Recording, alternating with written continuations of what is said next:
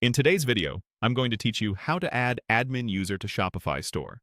We'll walk through setting up an admin level role so you can assign it to new staff quickly and consistently.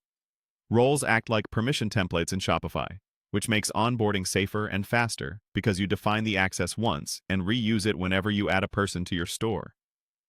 Start by opening your Shopify admin and signing in to your dashboard. Once you're in, head down to the bottom left corner and click Settings. This is the control center for things like users, permissions, and store configuration, and it's where we'll create the admin role. Inside Settings, go to Users or Users and Permissions, depending on how your interface is labeled. Here you manage people as well as the roles they can be assigned. Next, open the Roles area. Roles let you bundle permissions in a reusable way, which is perfect for creating a true admin profile you can apply again and again. Click Add Role to create a new permission set. Give the role a clear, recognizable name, something like admin or store admin, so anyone on your team instantly understands what it does.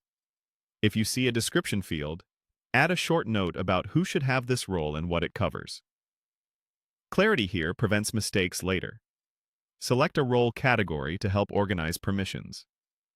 Choose Store, since an admin typically needs broad access across the store. You'll now see permission options grouped by sections.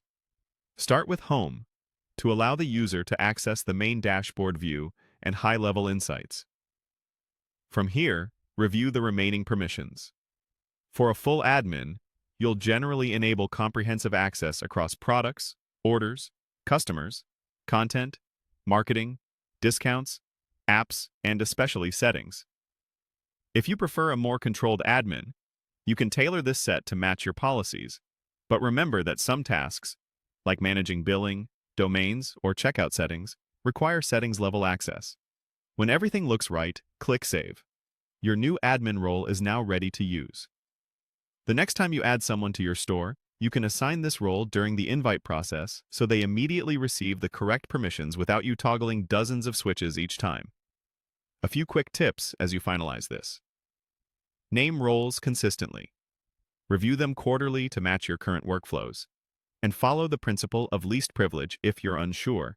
Start with what's necessary and expand only when needed. Encourage two-factor authentication for anyone with admin-level access, and remove roles or reassign them promptly when team responsibilities change. That's it.